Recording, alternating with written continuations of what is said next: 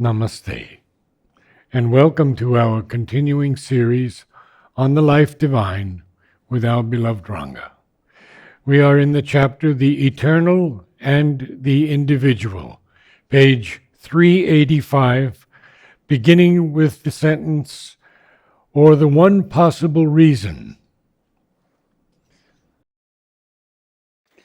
So, as usual, we will give a summary of the previous para and then we'll start. So, in the previous para, he has said, these are my words, not exactly, it's a summary. The consciousness of the self is capable of universalizing itself, yet simultaneously maintaining its individuality as a personal Purusha. Because the consciousness of the self is universal, but yet it can maintain the individuality, which is now not ego-ridden and imprisoned in the body-mind life, but infinite. Okay, so the individuality can still be there. And this self experiences itself as being both infinite and relatively finite. This self which being both infinite and relatively finite, this self which is the one, the same everywhere, is capable of cosmic oneness, yet differentiate individuality, which is yet infinite. So it's capable of both. Okay, universality, yet the individuality, someone is experiencing that cosmic consciousness. Okay, so the unity is the being, the Sat aspect, the substance aspect, whereas the multiple individuality is its aspect of power and delight. If then man becomes one self with all, there is no necessity to annul the individuality, although this is possible and does happen. But why should it be held as the ultimate aim of life and the last perfection? There is no inevitability for that to happen. This is what he has said. Because, why is he saying that? Because the Buddhists and the Mayavadins are all saying that. They are saying that once you go to the self, you are entering into an infinity without features. Your individuality has disappeared. But there is a difference between there is maybe a slight confusion between ego and individuality. The ego is very limited. You feel yourself to be, this is what I am, that's the ego. But when you are there, that ego disappears. And yet the true individuality is there, which is infinite. You don't feel, right now, I feel myself situated here. I feel I am in the body. Don't you feel that? You don't feel that you are there. You feel that you are in the body. But at that time, you will feel that the body is in you. Your consciousness has grown that large and the body is in you. The whole thing is reversed. So what is the difference then in individuality and ego at that level? There is no ego at that level. There's no ego at that level. Okay. The ego disappears completely. Okay. And the body is just a small, tiny speck of mud and bones and flesh inside your large consciousness.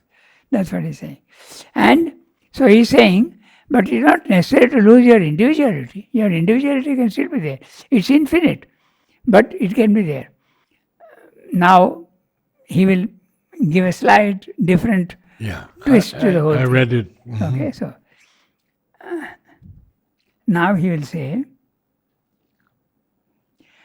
or the one possible reason why they say that would be that in the power, the act of consciousness there is not real union, and that only in the status of consciousness is there perfect undifferentiated unity. So there are three aspects: substance, consciousness, power, and ananda. So he's saying, he has told us earlier that I'll remind you. This unity of the being, when you feel yourself one with everybody, is the substance.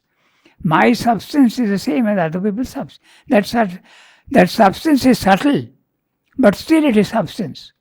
Whereas the multiple individuality is its aspect of power and delight. Because when you have power,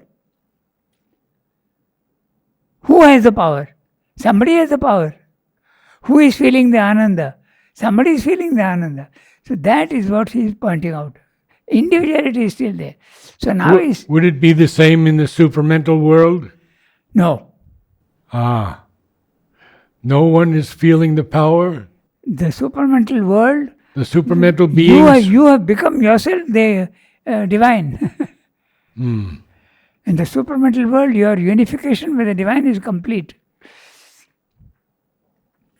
So, or the one possible reason would be that in the power, the act of consciousness there is not real union, and that only in the status of consciousness is there perfect, undifferentiated unity. Okay, so now in what we may call the waking union of the individual with the divine, the waking union of the individual with the divine, samadhi, but I am fully aware of the physical world. Normally the samadhi is you have to go deep into yourself and you have lost consciousness of the physical world and your body. But when you are there, you have lost consciousness of the physical body, normally. But Srimad is saying, waking union of the individual. If you remember Mother's experience of the supramental boat, there was no consciousness of the physical world. Her whole consciousness, and she says something very interesting there. She says, I went there to the supramental world with my normal waking consciousness here. So that consciousness itself went up. And she was experiencing everything. And then suddenly she wanted to experience more. But the clock struck 3 o'clock in the afternoon. And that pulled her down. She didn't want to come down. But she had to come down. So this is the difference. You are there and your body-mind life is unaware of the physical world. Or you are fully aware of the physical world, yet your consciousness is there. That's a much more difficult thing, obviously. Yes. Because you are on two levels. So that's what he's saying. Now, in what we may call the waking union of the individual with the divine, as opposed to a falling asleep or a concentration of the individual consciousness in an absorbed identity, there is certainly and must be a differentiation of experience. There is certainly and must be a differentiation of experience. For in this active unity, the individual Purusha enlarges its active experience also, as well as its static consciousness, into a way of union with the self of his being and of the world being, and yet individualization remains, and therefore differentiation. So the Buddhists and the Mayavadis don't want that differentiation. They want absolutely merging into they want the total unity with the infinite without the individuality. That's what he's saying. Okay? The Purusha is aware of all other individuals as self of himself, as selves of himself. You are part of me, she is part of me, everybody is part of me if I am in that consciousness of the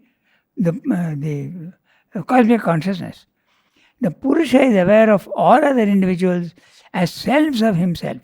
He may, by a dynamic union, become aware of their mental and practical action as occurring in his universal consciousness. Okay? Just as he is aware of his own mental and practical action, he may help to determine their action by subjective union with them. Now, let's understand this, because that's how the mother and son are helping you. That's what she's doing. The more you surrender to her, the more she will be able to identify herself with you, and then she knows your difficulties. But now your difficulties are her difficulties, and she has the power to transform them.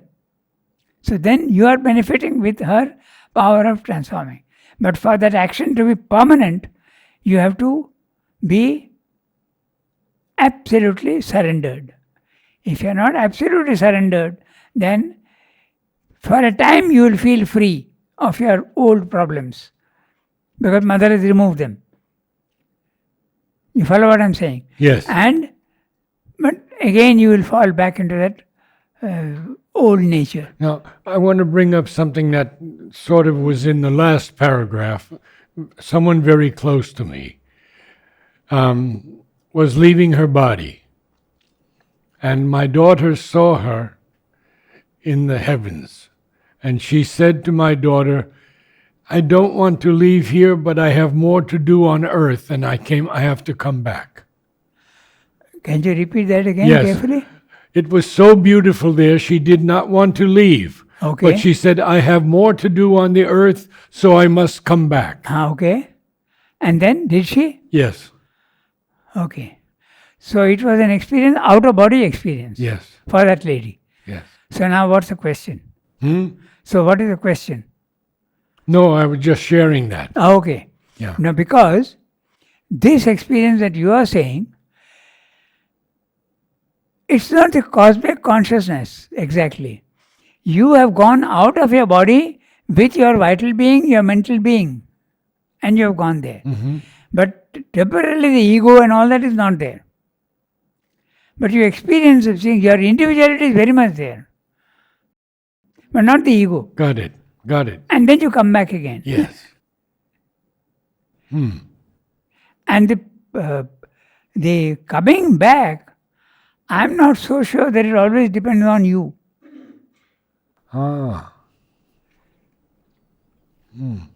Because once the body is dead, did she die? No. She hadn't died. She was an out-of-body experience. She was dying, yes. She wasn't dead. There are so many possibilities. Yeah. There is that famous example of Anita Moorjani. She was an Indian living in US, in the United States. And she had gone for a cancer operation to Hong Kong. And she was there and she had this out-of-body experience. And then she came back and the cancer got cured in 3 days. The doctors just couldn't understand. It is a fantastic. Anita Moorjani is a 45-minute video where she is explaining her experience. It's very interesting. So this is a cosmic consciousness. Okay, so and the difference is she has gone out of her body, what you were saying. But here you are fully aware of your body. Part of you is here and part of you is there. Okay, it's different. So he's saying now, the Purusha is aware of all other individuals as selves of himself. He may, by a dynamic union, become aware of their mental and practical action as occurring in his universal consciousness, just as he is aware of his own mental and practical action. We were discussing how the Guru helps the sadhaks in this way. They identify themselves with you, see your problem and solve it. But you must be able to receive that power and that help fully. This is what has happened with Paul Richard, I mentioned to you the other day. Because he was full of ambition and a lot of imperfections. But didn't Mother call him an asura? I remember Mother called him an asura. Of course. Yes. That's why he is so imperfect. Ah. But she used to clean him up. She has said that in the agenda. And every time she did that, that's exactly what we are discussing. He would fall back into his old nature. So it depends on how much you are receiving. Yes. The help. Okay, so he may help to determine their action by subjective union with them, but still there is a practical difference. The action of the divine in himself is that with which he is particularly and directly concerned. The action of the divine in his other selves is that with which he is universally concerned, not directly, but through and by his union with them and with the divine. So Srimati is saying there's a slight difference between the two. He is dealing with himself is one thing, and is dealing with the others when he's identifying himself with others is slightly different. That's what he's saying. Okay? One is individual and one is universal. Not directly, but through and by his union with them and with the divine. The individual, therefore, exists, though he exceeds the little separative ego. Separative ego is gone, but the individuality is still there. Okay? And that individuality is universal. Ego is not there. The universal exists and is embraced by him, but it does not absorb and abolish all individual differentiation, even though by his universalizing himself, the limitation which we call the ego is overcome. So, to recapitulate what he has said, it was very interesting what he's saying. At our level, we are aware of ourselves as an individual, but that's the ego. And I am identified with my body, mind, life. Clear, very clear. Right? Mm-hmm. But we are not aware that it's the ego. But the ego is there because I feel myself separate from others. The definition of ego, you can say, is when I feel that I am not you. You are you and I am me. That is ego. Ego is a sense of separation. And in his thoughts and aphorisms, he says ego was the helper. Yes. Ego is the bar. Yes. But that is at a pre-yogic stage. At a pre-yogic stage, ego is necessary because you have to develop yourself. You can also say the individuality. Someone who doesn't have a strong individuality is a floater. He will listen to anything anybody says. Oh, today let's go and do that. Yes, let's go. Let's do this. But someone who's got an individuality will see, is it really useful for me? Will it be beneficial? Is it there? The more develop your individuality, in a sense you can say that the person is difficult to deal with because he's not going to be swayed very easily by all sorts of suggestions. Okay, so that's the difference. You are an ego consciousness, number one. Number two, with meditation and concentration, my consciousness goes out of my body and I am not aware of the physical world. That's the second experience. The third experience, I am fully aware of the physical world and yet my consciousness is there. And part of me is here, part of me is there. And when you are there in the cosmic consciousness, you can identify yourself with everybody, but you are fully aware that I, the universal I, am identifying myself with the egoistic that. And then you have the power to change that. This is what he is describing here. So the Buddhists and they say that no, even that differentiation we don't want. Let everything become absolutely one. So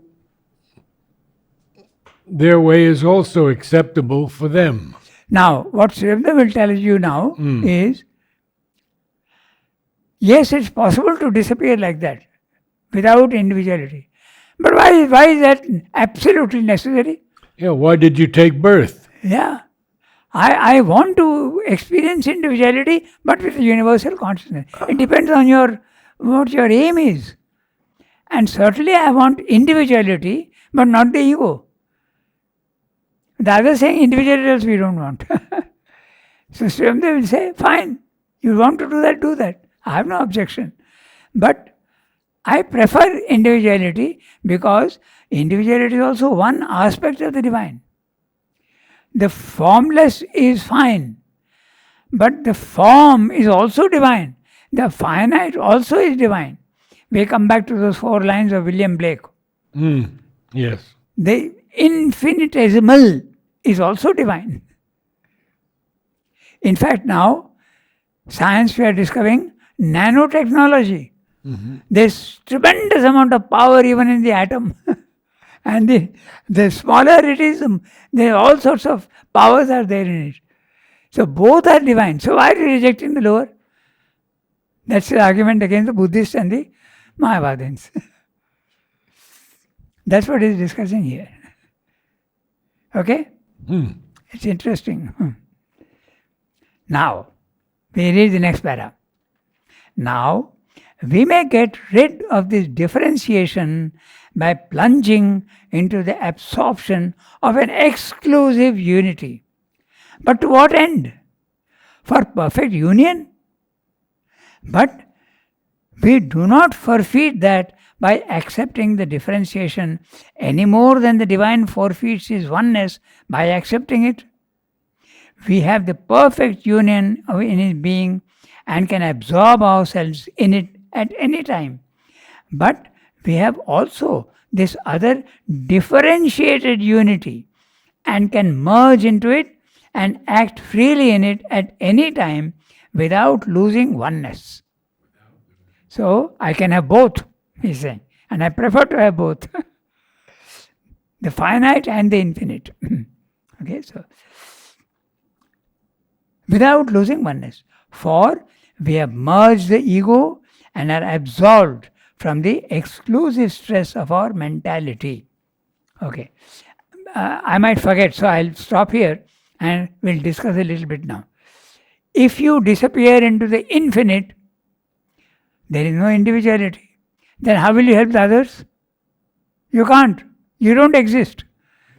But if Sremdo has to help John Kelly and he has to help Silvio Crasionas, he must maintain his individuality. That's what Sremdo is saying. It is so much more interesting. If you have disappeared into the infinite, there is nobody to come down and take and experience others' problems. On the physical level. Yeah, physical level. Yes. You're conscious at the physical level, but you're still there in the physical body. Yeah. But when Sremda is going to help John Kelly, he's not going with his physical body. He's going with his subtle body. Yes. Okay, so that's it. So he's saying, all right, you can do that, you can disappear. But what's the purpose? And why you want to do that? For what end? What is the purpose? For perfect union. We do not forfeit that by accepting the differentiation any more than the divine forfeits his oneness by accepting it. The divine is there and here both. And if you identify yourself with the divine, you can be both. So why not have both? Okay, so we have the perfect union in his being and can absorb ourselves in it at any time. But we have also this other differentiated unity. You feel yourself to be infinite and everybody is there. You can have identity with everybody and either they are all in you or you are in everybody. Okay, so without at any time losing oneness. For we have merged the ego and are absolved from the exclusive stresses of our mentality. The word absolve is very interesting. When you are absolved means you are declared innocent. If you are a criminal and you go to the courts and they find you innocent and not a criminal, the judge absolves you. Okay, you are free to go. So now he's using that word in that way. So he's saying it's also a very interesting word in the Christian church because the priest can give you absolution. That's right. Absolution, liberation. It's liberation. Yeah. So, and we are absolved from the exclusive stress of our mentality. Then, why do they want to disappear? Then for peace and rest. But we have the peace and rest by virtue of our unity with him. Even as the divine possesses forever his eternal calm in the midst of his eternal action. You can have both. Then, Third question. Then, for the mere joy of getting rid of all differentiation. He's asking 3 questions and answering them. But that differentiation has its divine purpose. There you are. Okay? It is a means of greater unity, not as in the egoistic life, means a means of division.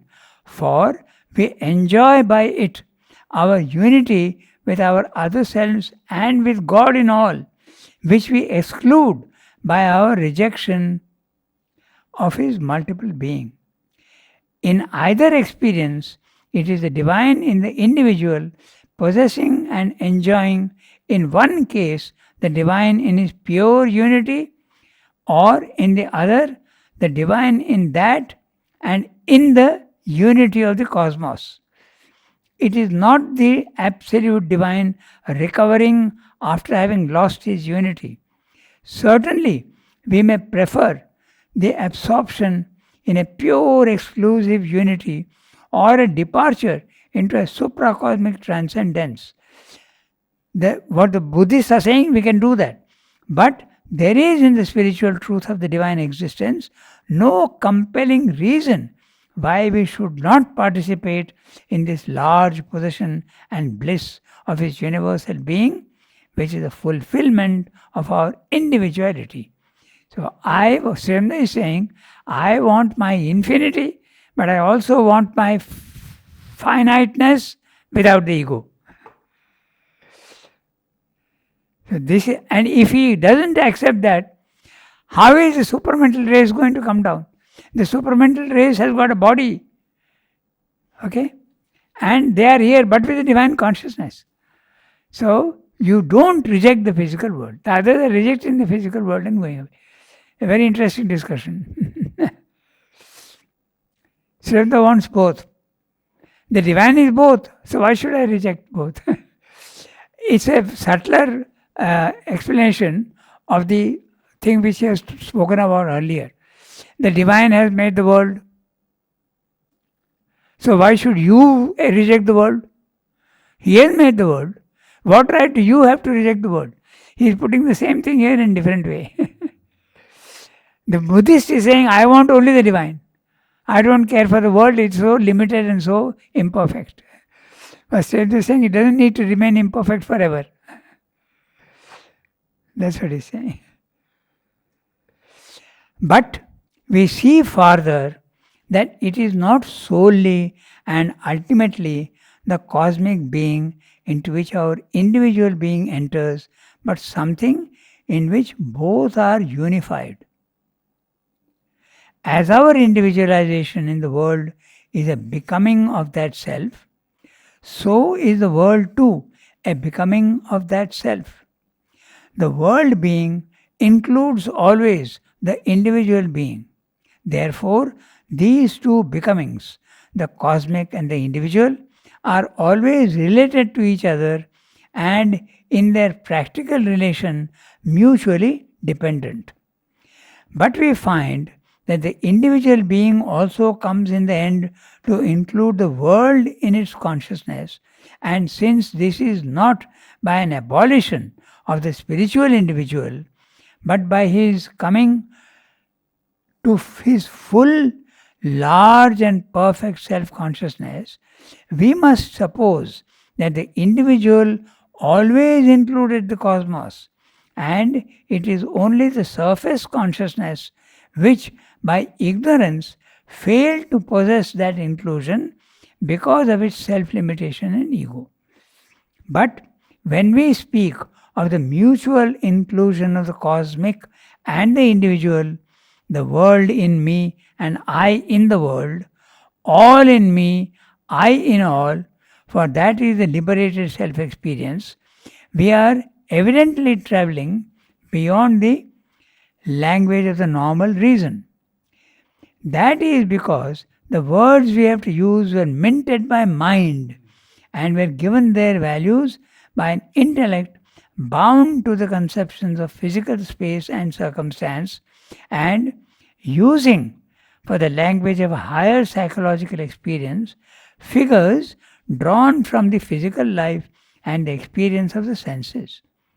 But the plane of consciousness to which the liberated human being arises is not dependent upon the physical world, and the cosmos which we thus include and are included in is not the physical cosmos, but the harmonically manifest being of God in certain great rhythms of his consciousness and self delight.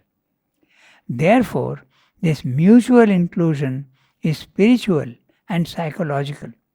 It is a translation of the two forms of the many, all and individual, into a unifying spiritual experience, a translation of the eternal unity of the one and the many. For the one is the eternal unity of the many, differentiating and undifferentiating itself in the cosmos. This means that cosmos and individual are manifestations of a transcendent self who is indivisible being, although he seems to be divided and distributed or distributed. Divided or distributed. But he is not really divided or distributed, but indivisibly present everywhere. Therefore, all is in each, and each is in all is in God, and God in all. When the liberated soul comes into union with this transcendent, it has the self-experience of itself and cosmos, which is translated psychologically into a mutual inclusion and a persistent existence of both in a divine union, which is at once a oneness and a fusion and an embrace. Huge para. But basically what he's saying is, you feel that there are three. There is the individual, there is the cosmos, and there is the highest third level of the supermind. He is not using the word supermind, but he is saying that. The Supreme Purusha. In the Gita it's very clearly given. The Kshara Purusha, the mutable Purusha, which is a psychic being, because it's changing all the time. Then there is the Akshara Purusha, the immutable being, which is the self, static, spiritual planes of consciousness. And the third level is the Uttama Purusha, the highest Purusha, which is the supermind. So, Kshara Purusha, Akshara Purusha, Uttama Purusha, Purushottama. So, these are the three. The Surrender is saying each one is involved in each other. You don't know that the universe is in you. But you can become the universe, and the universe can become you, both. All in all in each, and each in all. Is there in the Upanishads very clearly this is given. That you can have the experience of everything within you and yourself in each thing. And these two experiences again with God. He is the one who creates the cosmos and the individual. And he can be in cosmos and he can be in the individual. And the individual can be in the cosmos and he can also be in God. I say impossible for normal human beings to understand, because language is minted. He has used the word minted, made coins into by the mind. And it's very interesting if you think about it. Language is a means of communication. Is that the only way of communicating? No. At the lower level, animals, they communicate only with sounds. Sometimes not even with sounds, with vibrations. You will see, even in the streets, you can watch this. Two dogs will approach each other very hesitantly first. And then suddenly you will see that they are in perfect harmony. Sometimes they are not. So what is making them do that? Their vibrations. So they are communicating with vibrations. Okay? Then there is a slightly more gross way of communicating with sounds, inarticulate sounds. Okay? Communication is at so many levels. Then we come to next with articulate sounds. That's language. Okay? Then you go one step above the mind, again, no language. Again, only vibration and identification. So that's what Swami is saying. The whole problem is arising to understand this because of you are using words, which is at a very low level. You go into higher, you will understand easily. So, yeah. So here he is saying, I'll read slowly. These are my words. But when man attains the cosmic consciousness, he does not enter the universal being only, but something else which includes both. The transcendent creates the cosmos, and the cosmos produces the individual. That's very clear. We can't exist without the cosmos. The cosmic matter is making my body, cosmic pranal, power, life is making and the cosmic plane of mentality is creating my mind. So we can't exist without the cosmos. So, universal being only, but something else which includes both. The transcendent creates the cosmos, and the cosmos produces the individual. So, the cosmic consciousness includes universal as well as the individual. Cosmos and individual are always related to each other. Not only does the cosmos include the individual, but the individual also includes the cosmos. He sees the whole universe within himself. He can do that. But we must note here that in these spiritual experiences, we are using mental language which is not suited at all for supramental experiences. This inclusion of cosmos in the individual is spiritual and psychological. Cosmos and individual are created by the transcendental, which is indivisible and always one. In the lower realms of cosmos and individual, division is only an appearance. The underlying unity is always present. The spiritual reality is finally experienced as one in the many in the one becoming the many. This is what he's saying in the para. It's very, very beautiful when he says it's always present. Always present. It's there in the background. Good. Thank you. Namaste, all.